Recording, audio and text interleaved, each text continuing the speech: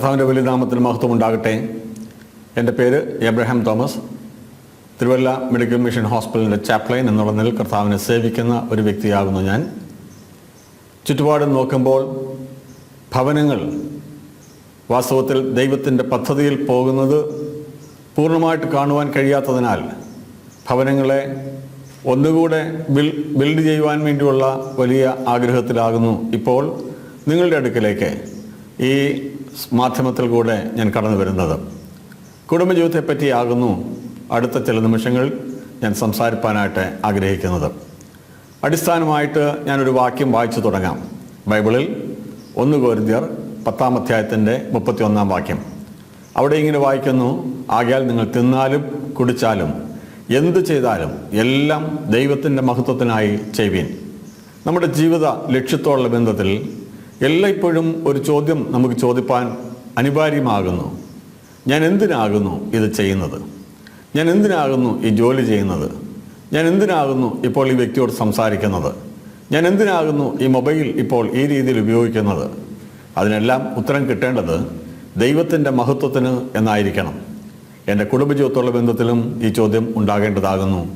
എന്തിനാകുന്നു എൻ്റെ ഈ കുടുംബജീവിതം? ഞാൻ ഇങ്ങനെ ജീവിക്കുന്നത് എന്തിനാകുന്നു? എൻ്റെ കുടുംബജീവിതം ഈ രീതിയിൽ തന്നെ ഞാൻ ജീവിക്കുന്നത് എന്തിനാകുന്നു? ഉത്തരം നമുക്ക് ലഭിക്കേണ്ടത് ദൈവത്തിൻ്റെ മഹത്വത്തിന് എന്നുള്ള ഉത്തരം ലഭിക്കണം.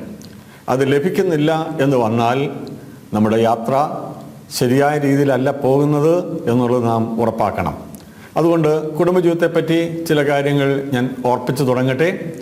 ഒന്നാമത്, കുടുംബജീവിതത്തെപ്പറ്റി ഓർക്കുമ്പോൾ ദൈവം സ്ഥാപിച്ച ഒന്നാമത്തെ സ്ഥാപനം, ദൈവത്തിൻ്റെ കയ്യൊപ്പോടുകൂടി ദൈവം സ്ഥാപിച്ച ഒന്നാമത്തെ സ്ഥാപനമാകുന്നു കുടുംബം. സ്വർഗത്തിലെ ദൈവം സ്ഥാപിച്ച സ്ഥാപനമാകുന്നതിനാൽ ഈ കുടുംബം സ്വർഗത്തിൻ്റെ മാതൃകയിൽ തന്നെ ആകേണ്ടതും ആവശ്യമാകുന്നു.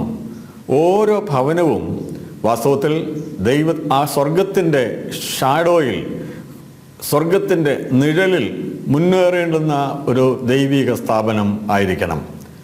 എന്ത് ആകുന്നു ഈ കുടുംബജീവിതത്തിൽ കൂടെ ലക്ഷ്യമാക്കേണ്ടത്? What should be the purpose? അത് ഞാനിങ്ങനെ പറയാനായിട്ട് ആഗ്രഹിക്കുകയാകുന്നു. ദൈവം 2 വ്യക്തികളെ, ഒരു സ്ത്രീയെയും ഒരു പുരുഷനെയും വേർതിരിക്കുന്നു. ജീവിത അന്ത്യം വരെയും അന്യോന്യം സേവിപ്പാൻ. ഒരു ഭർത്താവിന് ലോകത്തിൽ നിന്ന് ഒരൊറ്റ വ്യക്തിയെ ഭാര്യയായിട്ട് നൽകിയിട്ട് പറയുകയാകുന്നു, ആയുസ് മുഴുവൻ ഇവളെ സേവിപ്പാൻ. ഒരു ഭാര്യയ്ക്ക് ഒരു ഭർത്താവിനെ ലോകത്തിൽ നിന്ന് മുഴുവനായിട്ട് സെലക്ട് ചെയ്ത് കൊടുത്തിട്ട് പറയുകയാകുന്നു, ഈ വ്യക്തിയെ സേവിപ്പാൻ ജീവിതം മുഴുവൻ, ജീവിതകാലം മുഴുവൻ 2 പേർക്ക് അന്യോന്യം സേവിക്കുവാൻ വേണ്ടി ദൈവം നൽകിയിരിക്കുന്ന ഒരു പ്രത്യേക സ്ഥാപനമാകുന്നു കുടുംബം. വാസ്തവത്തിൽ ഈ ബോധ്യം വ്യക്തി ജീവിതങ്ങളിൽ നിലനിൽക്കണം. മനസ്സിൽ അത് ഏറ്റവും ആഴത്തിൽ പതിയണം. അങ്ങനെയായാൽ അന്യോന്യം സേവിക്കുന്ന വേളയിൽ യാതൊരു നിലയിലും അസ്വസ്ഥതയ്ക്കൊരു സ്ഥാനം ഉണ്ടാകാതെ വരും. എൻ്റെ താല്പര്യം ഓരോ വ്യക്തിയിലും ഈ ലക്ഷ്യം ഉണ്ടാകണം. ഈ ഭവനം പണിയേണ്ടതാകുന്നു. അതിനോടുള്ള ബന്ധത്തിൽ ബൈബിൾ ഓർപ്പിക്കുന്നത്, ഈ ഭവനത്തിൻ്റെ പണിയുടെ പ്രധാന ചുമതല ദൈവം സ്ത്രീയെ ആകുന്നു ഏൽപ്പിച്ചിരിക്കുന്നത്. ഞാനങ്ങനെ പറയുമ്പോൾ പ്രയാസമുണ്ടാകരുത്. ബൈബിളിലെ ചില വാക്യം ഞാൻ ഓർപ്പിക്കാം.